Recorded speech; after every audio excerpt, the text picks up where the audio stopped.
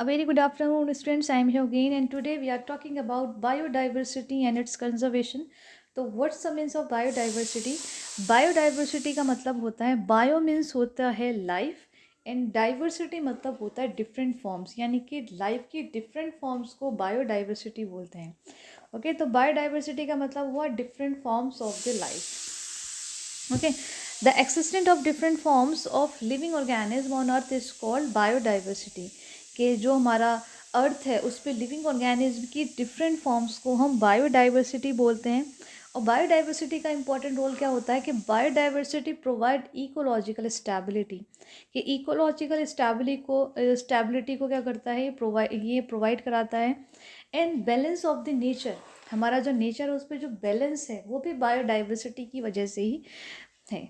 Okay तो next है the term biodiversity was used by Edward Wilson in 1992. जो biodiversity है उसको सबसे पहले यूज्ड किया था एडवर्ड विल्सन ने इन 1992 में. दैट मीन्स कि डिफरेंट ऑर्गेनाइजेशन लेवल पर इन्होंने बायोडाइवर्सिटी को पढ़ा था. कि एडवर्ड विल्सन ने डिफरेंट ऑर्गेनाइजेशन लेवल पर बायोडाइवर्सिटी को सबसे ज़्यादा पढ़ा था, सबसे पहले पढ़ा था. सबसे इम्पॉर्टेंट नेम होता है इकोलॉजी में कि एडवर्ड विल्सन कौन थे. एडवर्ड विल्सन बायोडाइवर्सिटी को सबसे पहले इन्होंने यूज़ किया था एडवर्ड विल्सन ने. ओके एक एक और इम्पॉर्टेंट बात बताऊँ आपको कि जो बायोडाइवर्सिटी है वो सबसे ज़्यादा हमारे इंडिया में भी देखने को मिलती हैं. कि हमारा अगर अगर हम देखें कि जैसे कि डिफरेंट डिफरेंट स्पीशीज़ के अकॉर्डिंग अगर हम देखें 100% लैंड एरिया है पूरे वर्ल्ड का, तो उसमें 24% जो लैंड एरिया है वो हमारे इंडिया का होता है वर्ल्ड के कंपैरिजन में. तो 24% जो लैंड एरिया है वो इंडिया का है. इस वजह से इंडिया में बहुत डिफरेंट डिफरेंट वेराइटीज़ देखने को मिलती हैं, हाई लेवल पर वेराइटीज़ देखने को मिलती हैं.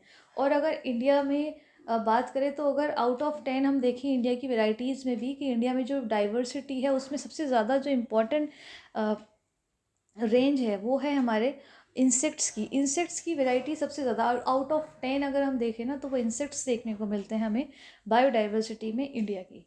ओके तो नेक्स्ट है इसमें ये जो बायोडाइवर्सिटी हमने देखा कि different forms of the lives.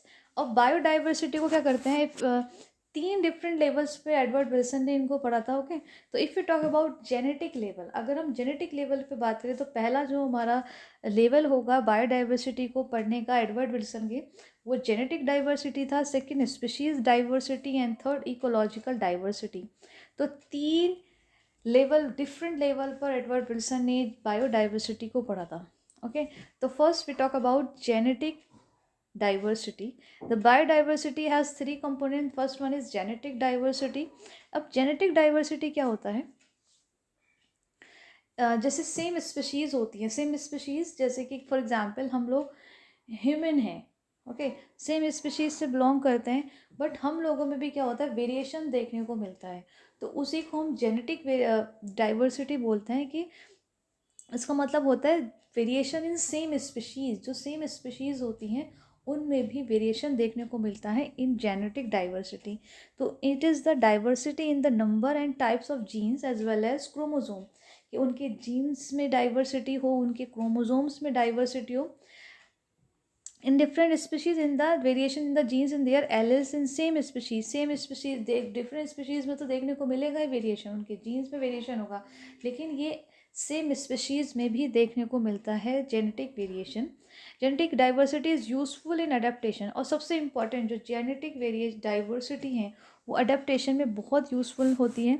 ठीक है जैसे कि फॉर एग्जांपल इसमें रोफोलिया है जो हिमालय पे मिलने वाला सबसे ज़्यादा हिमालय पे एक प्लांट मिलता है, इसे मेडिसिनल प्लांट बोलते हैं.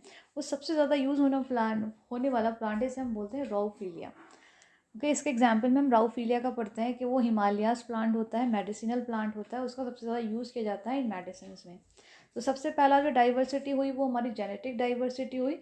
का मतलब है कि सेम स्पीशीज़ और डिफरेंट स्पीशीज़ में उसका जेनेटिक लेवल में जो वेरिएशन आता है उसको उससे अलग करता है, एक दूसरे से उसको अलग करता है. जैसे कि एग्जांपल हम लोग ह्यूमन हैं, सब सेम स्पीशीज़ से बिलोंग करते हैं, लेकिन हम सब में जेनेटिक वेरिएशन है, हमें एक दूसरे से अलग करता है. ह्यूमन बींग्स में वेरिएशन चलती हैं हम लोगों में, सबके जीन्स अलग हैं, सबके क्रोमोसोम्स अलग हैं.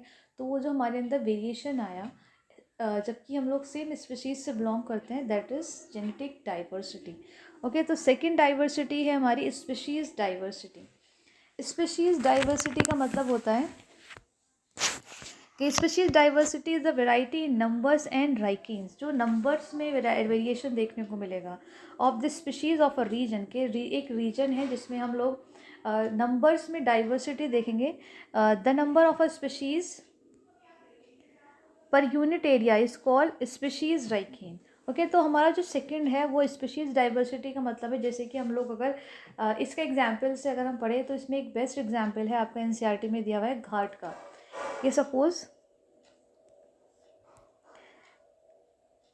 हमारे पास में दो घाट है. फर्स्ट घाट कि हमारा वेस्टर्न घाट है, ठीक है, और ये हमारा ईस्टर्न घाट है, ठीक है. दो घाट है. तो अब इन दोनों घाट में क्या होगा, एक जो है वो डोमिनेंट होगा और एक जो है वो रेसेसिव होगा. जैसे कि हमारा अगर इंडिया के मैप में हम देखें कि हमारा जो ईस्ट और वेस्ट है, ये इंडिया का मैप है हमारा.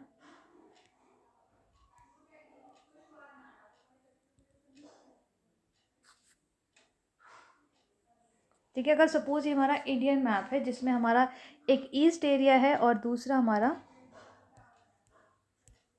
वेस्ट है, ठीक है. एक वेस्ट है और एक हमारा ईस्ट है. तो ये अगर हमारा वेस्ट है तो ये हमारा ईस्ट हुआ. तो इनके जो वेराइटीज़ है इनमें क्या होगा, इनके जो नंबर्स है वेराइटीज़ की उसमें डिफरेंस होगा. एक जो होगी वो डोमिनेंट होगी और दूसरी जो है वो रेसेसिव होगी. सपोज तो यहाँ पर जो वेस्टर्न घाट है उसमें एम्फीबियंस की जो वेराइटीज़ है वो ज़्यादा देखने को मिलती हैं, यानी कि it is more varieties of the amphibians in this ghat के वेस्टर्न घाट में एम्फीबियंस की बहुत ज़्यादा वेराइटीज़ देखने को मिलती हैं एज़ कंपैरिजन टू ईस्टर्न घाट के. ईस्टर्न घाट के कंपैरिजन में वेस्टर्न घाट पे जो है एम्फीबियंस की वेराइटीज़ बहुत ज़्यादा देखने को मिलती है. इसलिए हम उसमें नंबर ऑफ़ स्पीसीज़ के हिसाब से उसमें डाइवर्सिटी करते हैं कि कौन से स्पीशीज़ में की डाइवर्स नंबर ज़्यादा है और कौन से स्पीशीज़ के नंबर्स कम हैं. तो वेस्टर्न घाट में हम लोग देखते हैं कि इसमें डाइवर्सिटी ज़्यादा देखने को मिलती है. इसके एग्जाम्पल से देखते हैं डायग्राम की हेल्प से. ओके, तो ये हमारा एक डायग्राम है जो हमें स्पीशीज़ डाइवर्सिटी बताएगा कि पहला जो हमारा कम्युनिटी 1 है, सेकंड जो है वो कम्युनिटी 2 है. तो को ए प्लांट दिए हुए हैं, B plant, C plant and D plant. अब ए प्लांट जितने हैं उतने ही कितने 25 है, बी भी 25 है, तो ऑलमोस्ट क्या है बराबर है. तो सेम स्पीशीज़ देखने को मिली इनमें, किसमें, हमारे कम्युनिटी 1 में. अब सेकंड जो कम्युनिटी है हमारी उसके अंदर क्या है, उसमें देखिए ए प्लांट जो है हमारे वो कितने हैं इसमें, ए प्लांट हमारे ज़्यादा है, बी प्लांट हमारे कम है, सी भी कम है, डी भी कम है. तो इसमें नंबर ऑफ़ स्पीशीज़ वो किसकी ज़्यादा हुई, 80% जो है वो ए प्लांट की ज़्यादा हुई. तो नंबर ऑफ़ स्पीशीज़ के हिसाब से भी हम इसमें डाइवर्सिटी करते हैं कि किस स्पीशीज़ की डाइवर्सिटी कम है, किस स्पीशीज़ की डाइवर्सिटी ज़्यादा है. तो इस तरह से हम स्पीशीज़ की डाइवर्सिटी देखते हैं स्पीशीज़ डाइवर्सिटी में कि कौन से प्लांट की डाइवर्सिटी कम है, कौन से की ज़्यादा है. तो कम्युनिटी 1 में हम लोगों ने देखा कि इक्वल डाइवर्सिटी है, लेकिन कम्युनिटी 2 में जो है हमारे वो ए प्लांट की डाइवर्सिटी जो है वो ज़्यादा है according to B, C and D. Okay, तो इस तरह से हम लोग स्पीशीज़ डाइवर्सिटी देखते हैं उनके नंबर्स के बिहाफ पे. ओके, नेक्स्ट है इकोलॉजिकल डाइवर्सिटी. इकोलॉजिकल डाइवर्सिटी में क्या होता है, ये डाइवर्स करता है वेराइटी ऑफ द फॉर्म्स. ये इकोलॉजिकल या इकोसिस्टम डाइवर्सिटी के अंदर आता है variety of the forms in the ecosystem. कि इकोसिस्टम है हमारा, जिसके इकोसिस्टम है उसमें कितनी लाइफ की कितनी ज़्यादा वेराइटीज़ देखने को मिलेगी, वो हम लोग पढ़ते हैं इकोलॉजिकल डाइवर्सिटी में. मोस्ट इम्पॉर्टेंट कंपोनेंट होता है हमारा डाइवर्सिटी में इकोलॉजिकल डाइवर्सिटी, जिसमें हम लोग लाइफ की फॉर्म्स देखते हैं कि कितने फॉर्म लाइफ की कितनी ज़्यादा फॉर्म्स अब इसके अंदर देखने को मिलेगी. ड्यू टू डाइवर्सिटी ऑफ निकेट trophic level and ecological process like food web की हेल्प से हम लोग इकोलॉजिकल डाइवर्सिटी देखते हैं. एनर्जी फ्लो के हिसाब से हम लोग डाइवर्सिटी देखते हैं. Nutrient cycling role of dominant species and various biotic interaction के हिसाब से हम इनकी यूज़ से हम लोग जो है इकोलॉजिकल डाइवर्सिटी देखेंगे. सपोज जैसे कि हम लोगों ने फूड चेन पढ़ते हैं कि जो प्रोड्यूसर्स हैं उनको हम लोग देखते हैं कि प्रोड्यूसर्स को प्राइमरी कार्निवोर ने लिया, प्राइमरी से सेकेंडरी, सेकेंडरी से टर्शरी. तो इस तरह से हमारे एक पूरे पिरामिड में बहुत ज़्यादा डिफरेंट वेराइटीज़ देखने को मिलती हैं कि प्रोड्यूसर्स है primary carnivore, secondary carnivore, tertiary and top carnivore. तो डिफरेंट वेराइटीज़ हमें देखने को मिली लाइफ की उसमें।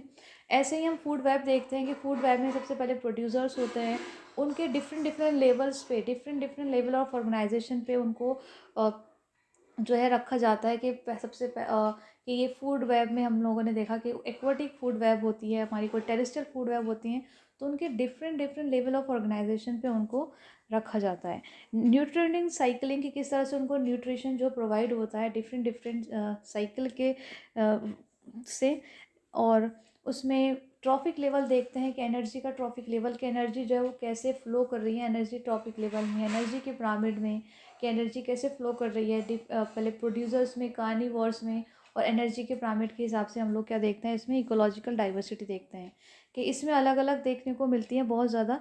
और ये विटेकर ने 1965 में दिया था कि इकोलॉजिकल जो लेवल है, इकोलॉजिकल जो डाइवर्सिटी है वो 1965 में विटेकर ने दिया था। ओके, तो नेक्स्ट वीडियो में देखेंगे next topic. Till then revise it, we will meet in next video.